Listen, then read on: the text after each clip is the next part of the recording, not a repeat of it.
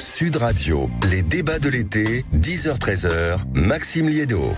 Et si la démocratie était terminée et que nous vivions désormais en narcocratie, comment ils ont pris le pouvoir? Tout est dans le titre, des trafiquants de drogue, de l'argent sale qui passe absolument partout et surtout une proportion à envahir n'importe quelle ville. On pouvait penser pendant un temps à Marseille, à Paris, mais c'est partout. Sur tout le territoire, il y a une loi narcotrafic portée par Gérald Darmanin et le nouveau ministre de l'Intérieur à la cote de popularité très élevée qui a fait passer une loi justement pour s'emparer à nouveau de ce phénomène qui est le narcotrafic. Bonjour Vincent Monnier. Bonjour. C'est avec vous pendant une demi-heure, on va essayer de mieux comprendre ce phénomène et c'est vous qui avez la plume sévère et juste effrayante même parfois dans cette enquête qui fait peur, le livre chez Albin Michel, Narcocratie, je le disais. Comment ils ont pris le pouvoir? C'est ça la question qu'on a envie de vous poser d'abord. Comment ils ont pris le pouvoir, j'ai envie de dire, en si peu de temps, de façon si conséquente? Alors, peut-être pas en si peu de temps. En tout cas, c'est un phénomène... En tout cas, c'est l'impression, ce que je voulais dire. Bien sûr, je me rattrape sur la question. En si peu de temps, parce qu'on a l'impression que le phénomène a explosé ces 2 dernières années. Et en fait, ce que je raconte, c'est que dans ce livre, c'est que c'est un phénomène qui, depuis 10 ans, est en mutation. Depuis 10 ans, on assiste à la montée en puissance assez inexorable, il faut le dire, de groupes criminels spécialisés dans le narcotrafic sur toute l'Europe. Alors, est-ce qu'ils ont pris le pouvoir en France? Non, pas encore. Est-ce qu'ils ont un pouvoir? Certes, oui. Ça, on l'a vu notamment récemment avec l'épisode des attaques de prison ou d'agents pénitentiaires, dont le but était quand même de faire pression sur le pouvoir en place et de revenir sur la loi. Ce détenu qui s'était fait évader en lien avec le trafic de drogue. Voilà, effectivement, oui. Donc on voit un pouvoir absolument colossal. Quand vous parlez ils n'ont pas encore le pouvoir, je parlais de Bruno Retailleau à l'instant, on se souvient d'un terme qui avait un peu bousculé, on va dire ceux qui n'avaient peut-être pas conscience de ce phénomène, c'est la mexicanisation de la France. Et c'est vrai qu'on se souvient, on aperçoit régulièrement dans les journaux des hauts fonctionnaires sur le risque de corruption qui commence à être plus que réel en France. Donc est-ce que s'ils n'ont pas encore le pouvoir, ils s'en approchent à grande échelle? Tout à fait. Alors moi, je reprends pas à mon compte le terme de mexicanisation, je pense qu'il est faussé parce que ce qui se passe au Mexique, c'est une guerre avec plusieurs dizaines de milliers de morts chaque année, donc on n'est pas dans cette situation-là. Par contre, nous sommes dans une situation qui est inquiétante, qui est préoccupante, notamment au niveau de la corruption. Ça, c'est un sujet de préoccupation depuis plusieurs mois des autorités. La corruption des agents publics, la corruption des agents privés. On a eu ces derniers mois, ces dernières semaines, une suite d'affaires. Vous avez des bagagistes de l'aéroport d'Orly, vous avez récemment les policiers de l'OFAST, vous avez des greffiers, des greffières, vous avez aussi des pêcheurs de Ouistreham qui étaient payés 800 000 € pour aller récupérer de la drogue en haute mer. Vous imaginez, c'est le salaire d'une vie qu'on leur propose. Tout ça, c'est ces 2 derniers mois. Les cas que je viens de vous citer, c'est juste ces 2 derniers mois. Donc il y a une préoccupation. Mais est-ce que, on est au courant de ces cas uniquement parce qu'ils se sont multipliés ou parce que la France commence à mettre sacrément la lumière sur ce genre de phénomène, donc on a l'impression d'en découvrir un peu toutes les semaines? J'ai l'impression que c'est les deux. C'est effectivement, les cas se multiplient, les cas de... la France est devenue quand même un centre important de circulation de drogue depuis quelques années. Donc effectivement, il y a de plus en plus d'affaires. On a des groupes criminels en France qui prennent de l'ampleur, qui sont de plus en plus connectés, de plus en plus reliés à d'autres groupes criminels dans d'autres pays. Donc de plus en plus d'affaires. Et à la fois, il y a une préoccupation effectivement des pouvoirs publics depuis, on va dire, 2-3 ans et des efforts des policiers et des magistrats pour lutter contre ce narcotrafic galopant. On va venir à des cas très concrets que j'évoquais, c'est-à-dire cette pizzeria dans les Hauts-de-Savoie où tout le monde se précipitait. Pas de chance, on apprenait que finalement c'était une immense blanchisserie pour la mafia italienne. Il y a le cas de Rennes aussi, une ville où quand on prononce Rennes, on se dit pas que c'est finalement un carrefour de la drogue et pourtant si, c'est une ville qui est totalement gangrénée, c'est presque un petit Marseille. Mais j'aimerais qu'on avance dans votre livre, notamment dans les premiers chapitres, vous décrivez le cas du port du Havre, qui est en réalité l'archétype peut-être français pour comprendre à quel point la drogue circule de façon considérable dans le pays. Vous dites, en 2015, quand vous parlez des saisies, elles étaient élevées à 536 kilos. 2 ans plus tard, 2017, elles atteignent les 5,8 tonnes. Et dans ce chapitre, vous êtes avec ceux qui sont en train de corrompre les différents dockers. Donc, il faut quand même comprendre ce que ça représente, 5,8 tonnes. Alors qu'on imagine déjà que les fouilles ne sont pas non plus précises, régulières, et qu'il y en a plein qu'on ne fouille pas. Ça, c'était les saisies, effectivement, au port du Havre sur la cocaïne. En 2024, sur l'ensemble du territoire français, les saisies de cocaïne se montent à 53 tonnes. Vous imaginez? C'est plus 64 tonnes. De cocaïne. De cocaïne, rien que la cocaïne. C'est 110 tonnes avec le cannabis, voilà. Donc on est sur des quantités monstrueuses. Effectivement, port du Havre est un bon exemple. En fait, ce qui s'est passé, c'est que la voie privilégiée dorénavant par les trafiquants pour exporter depuis l'Amérique du Sud vers l'Europe la cocaïne, eh bien, c'est le transport maritime et plus exactement infiltrer les structures, les cargos, les voies maritimes. Corruption, notamment. Par la corruption, effectivement, parce qu'à un moment, il faut sortir la cocaïne du port. Et comment on sort la cocaïne du port ? Eh bien, on a besoin de complicité interne. Donc, de complicité dans le monde des dockers. Et on est prêt à payer très cher cette complicité. Je donne quelques chiffres dans le livre. Ça peut être de 100 000 euros à 150 000 euros pour une manipulation de 15 minutes, une demi-heure. Donc très vite, ça devient totalement rentable. Vous parliez des tonnes de cocaïne qu'on retrouve facilement en France ou de saisie en France pour qu'on ait une idée aujourd'hui que ce soit la cocaïne, que ce soit le cannabis, les drogues visiblement monnaie courante aujourd'hui en France. À combien on est le kilo à peu près ou à combien on est le gramme ? Je crois que la cocaïne c'est ça. Combien cela se paye pour qu'on ait une idée financière quand même de ce que cela peut représenter ? Alors le gramme de cocaïne, il est autour de 60 euros. Il faut quand même avoir les moyens. Le kilo, visiblement, il a beaucoup baissé. Il était autour de 30 000 euros. Il se situerait aujourd'hui autour de 20 000 euros le kilo. Sauf que, effectivement, il n'y a pas de répercussion de cette baisse de prix sur le prix au gramme. Nous sommes dans une situation de surproduction totale dans les pays d'Amérique du Sud. Donc il y a tellement de drogue. Il y a tellement de drogue que les trafiquants sont prêts à envoyer en même temps, ou quasi en simultané, plusieurs cargaisons dans plusieurs bateaux différents.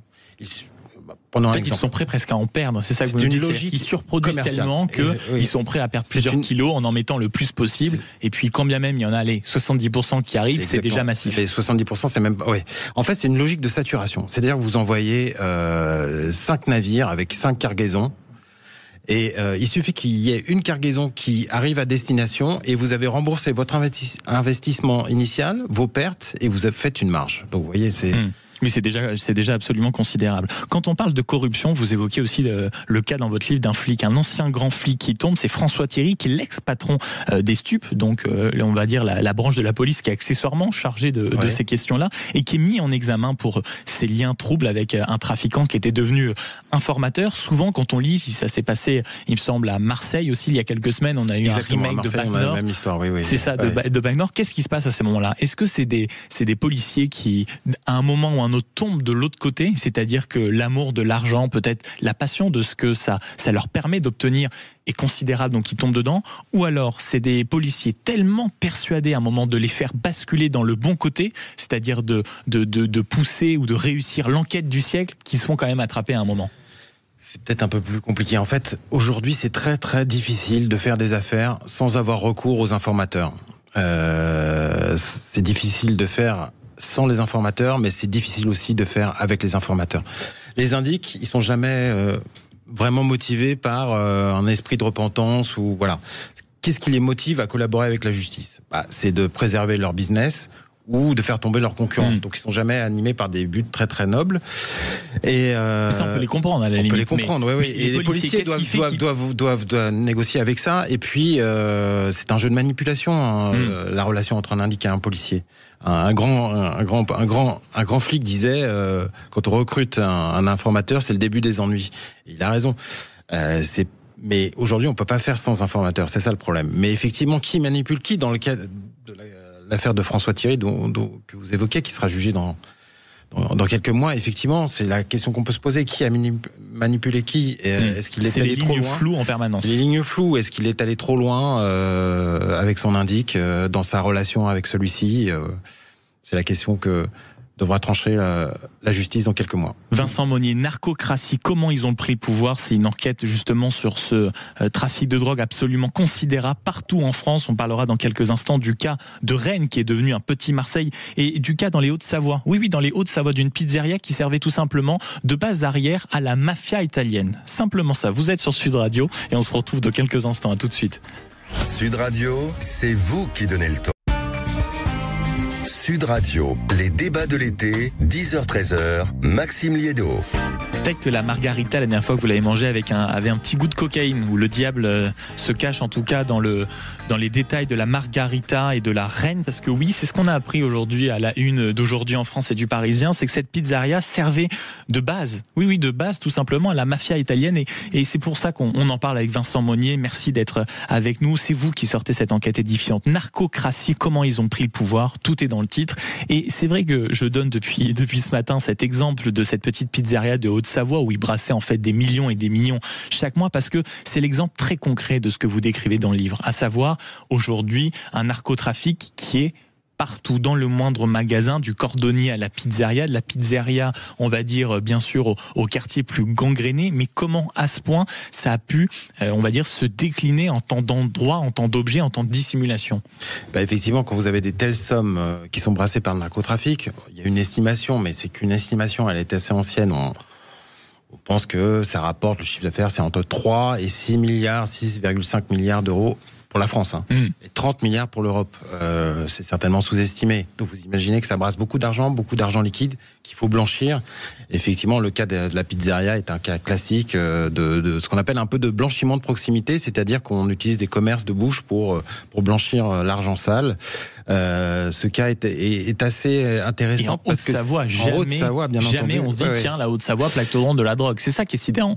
Eh bien, oui. Et en fait, il y a 2 ans, je ne sais pas si vous vous souvenez, on avait déjà arrêté en France, du côté de Saint-Étienne, un pizzaiolo qui était aussi un des tueurs de cette même mafia calabraise, la 'Ndrangheta. Donc c'est une mafia qui est très discrète et qui est la mafia la plus puissante en fait d'Europe, très organisée et qui est présente dans beaucoup de pays, en Allemagne, en Belgique, aux Pays-Bas et visiblement aussi en France, et qui se sert un peu de certains commerces, de gens de la communauté calabraise pour blanchir son argent. Et dans les cas concrets aussi, on a appris ce week-end, c'était un article du JDD passionnant sur Rennes. Rennes, là aussi, on ne soupçonne pas d'être une plaque tournante de la drogue, et pourtant les chiffres sont édifiants. 35 points de deal officiellement, en tout cas un élu dit qu'on est quand même beaucoup plus proche de 50, avec une criminalité forcément qui est la conséquence de tout ça. En 2023, on comptait plus de 20 000, on va dire, petits crimes larcins en tout genre. C'est une augmentation de près de 6%, avec des mairies, c'est le cas de celle de Rennes en tout cas, qui refusent en permanence d'augmenter les services de police. Vous avez tout à l'heure dans ces débats la question de la police, vous savez, avec l'idée, faut-il les désarmer, faut-il laisser les caméras de surveillance? Vous, quel regard vous portez sur ce sujet quand vous voyez des élus, que ce soit locaux ou nationaux, peut-être critiquer un peu trop facilement la police, l'utilisation des caméras de surveillance? Est-ce qu'ils le font par, on va dire, par intérêt purement politicien, ou parce que où il y a un réel manque derrière de connaissances de ces sujets-là que vous décrivez parfaitement dans le livre, au point où il serait prêt à tout balayer? Écoutez, je pense qu'il y a quelques années, on pouvait dire qu'il y avait un manque de connaissances. C'était pas un sujet qui faisait la une tous les jours. Aujourd'hui, c'est difficile de dire qu'on ne connaît pas la menace que représente le narcotrafic sur nos pays, sur nos démocraties. Et quand vous avez un rapport de la Cour des comptes qui indique que 8 villes sur 10 en France sont concernées par le narcotrafic, ça pose quand même l'ampleur du problème. Alors effectivement, moi je ne sais pas s'il faut armer la police municipale, en tout cas. Et même sur les caméras de surveillance. Sur les caméras de surveillance, malheureusement. Oui. J'imagine que du côté de Rennes, elles ont été utiles pour démanteler certains groupes. Rennes, c'est une situation qui perdure depuis plusieurs années, et effectivement, malgré tous les efforts policiers, eh bien, ils ont les plus grands mal à démanteler ces structures, à démanteler ces réseaux. Vous avez des situations identiques dans beaucoup de villes de France, Besançon, je vais pas tous les citer, Nantes, Bordeaux, Havre, Grenoble, Le Havre, Toulouse. Vous avez vraiment une cartographie très inquiétante de ces trafics et de ces villes qui sont confrontées, même beaucoup en Bretagne, même du côté de villes comme Vannes ou d'autres dans le Morbihan. Vous avez vraiment des points de deal qui se... Pardon ? C'est vraiment tentaculaire. C'est assez tentaculaire, oui, effectivement. Et tentaculaire au niveau local, au niveau national, européen, vous le disiez, mais quand on lit votre livre, c'est assez stupéfiant, c'est le cas de le dire, de le remarquer, c'est à quel point c'est aussi international. Vous parlez de Dubaï, vous parlez du Maroc, vous parlez d'Amsterdam et Dubaï, il y a carrément, vous le décrivez parfaitement dans un chapitre où vous décrivez Dubaï comme un petit paradis, le fils de l'émir qui à un moment prend des parts en fait dans certaines sociétés dont la production c'est clairement le trafic de drogue. Effectivement, oui, il a investi dans une société qui était avant détenue par un des plus gros trafiquants de drogue italiens. Effectivement. Oui, en fait, c'est ça, là, ce qui est important, je crois qu'il faut... On a une vision peut-être un peu faussée du trafic de cocaïne. On imagine que c'est des points de deal, des caïds qui se font la guerre. Et bien en fait, ça existe, c'est vrai, mais il n'y a pas que ça. Il y a une dimension internationale qui a pris une ampleur absolument conséquente ces dernières années. Tous ces groupes sont connectés les uns aux autres. Ils ne se font pas seulement... Enfin, ils se font la guerre, quelquefois, des guerres de territoire, des guerres par rapport à des poussettes, des entourloupes, mais ils collaborent aussi, en fait. C'est une vraie activité économique. Et c'est organisé en réseau. Vous avez des réseaux de tueurs, des réseaux logistiques, des réseaux de blanchiment, et tout ça fonctionne en réseau. Ils se parlent entre eux, ils communiquent via des messageries cryptées. Et via des téléphones particuliers. J'aimerais que vous rentriez dans le détail, parce que vous le décrivez dans le livre, à quel point les systèmes sont sophistiqués. Et quand on dit souvent un peu facilement, mais que font les services de renseignement, on n'arrive pas à les suivre, c'est que derrière, les téléphones sont trafiqués à un point que ça rend la tâche presque impossible. Effectivement, ce sont des téléphones cryptés avec un très très haut niveau de cryptage qui demande parfois 1 à 2 ans de travail par les services pour le démanteler. Pour revenir sur Dubaï, dans toute cette galaxie, en fait, Dubaï aujourd'hui, il y a un policier qui utilisait une métaphore que j'aime bien. Il disait c'est l'île de la tortue, c'est-à-dire que c'est là où se rassemblent tous les pirates aujourd'hui. C'est à la fois un lieu où ils viennent dépenser leur argent. Effectivement, quand vous avez des belles voitures à Dubaï, ça se voit moins qu'ailleurs. Vous pouvez claquer assez facilement. Ils sont assez peu regardants sur l'origine de l'argent. C'est un lieu sur l'argent général. Sur l'argent. Et c'est aussi un lieu où on est un peu protégé des extraditions. Et c'est aussi une place de marché, en fait. C'est-à-dire que c'est un lieu où on se fait beaucoup de contacts. Vous avez des Sud-Américains aujourd'hui qui sont présents à Dubaï. Vous avez des Européens. Racontez ça justement sur la connexion ou sur le carrefour que représente Dubaï, parce que vous racontez les coulisses d'un mariage où en réalité tout ça se fait évidemment de manière faste. Mais vous avez dans ce lieu tous les plus grands trafiquants du monde. Effectivement, en fait, ça ressemble beaucoup à la scène inaugurale du parrain. C'est-à-dire que vous avez un mariage d'un Irlandais qui s'appelle Daniel Kinahan, qui est un des plus gros trafiquants européens. Et parmi la liste des invités, vous avez c'est les policiers de la DEA, donc l'agence antidrogue américaine, qui se sont aperçus, qui avaient un peu infiltré ce mariage, qui se sont aperçus qu'il y avait les 5 plus gros trafiquants européens présents à ce mariage. Donc c'était pas tant un mariage qu'un conseil d'administration de ce qu'ils ont appelé le super cartel. Donc c'est une sorte d'association de plusieurs trafiquants entre eux pour travailler ensemble. Ils gardent leur réseau, ils gardent leurs hommes, mais ils font des alliances ponctuelles, mais effectivement qui leur donnent une capacité de négociation par rapport aux trafiquants sud-américains, qui leur donnent une logistique folle et des moyens de blanchiment mis en commun. Narcocratie, comment ils ont pris le pouvoir? C'est signé Vincent Monnier qui était notre invité. Merci beaucoup. Et l'enquête est à retrouver aux éditions Albin Michel. L'enquête qui fait peur est même indiquée sur le bandeau pour nous avoir expliqué. Merci encore justement à quel point le narcotrafic est absolument présent à toutes les échelles et à tous les niveaux. Et encore une petite pensée pour ceux qui pensaient naïvement aller déguster une pizza et qui se rendaient compte qu'ils étaient en réalité des complices de la mafia italienne. Merci beaucoup Vincent Monnier d'avoir été mon invité. Nous on se retrouve demain dans ce studio à la même heure, au même endroit. Et si vous intéressé au Tour de France, 17h, 19h, Les Vraies Voix animées par Frédéric Brindel, spécial Tour de France où vous pourrez notamment entendre Christian Prudhomme et Pascal Chanteur qui est le consultant Sud Radio de l'événement. Vous savez donc où il faut avoir l'oreille cet été, c'est évidemment sur Sud Radio. Bel après-midi. Sud Radio. Sud Radio. Parlons vrai. Parlons vrai. Sud Radio. Parlons vrai.